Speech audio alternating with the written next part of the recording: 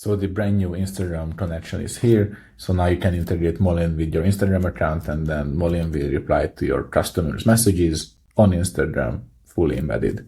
So if you come to social media, then you need to open up the Instagram integration and then click connect Instagram account. And then it will take you to Instagram. You click allow if this is the account that you want to connect.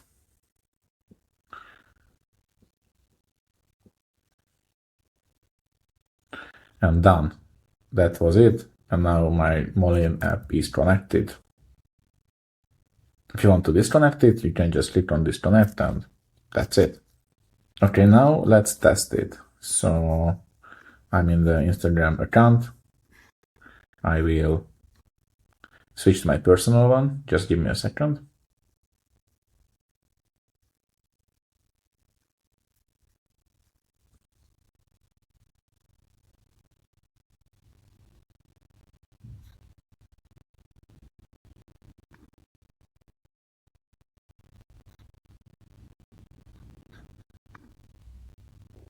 And then I will write, hello, how are you?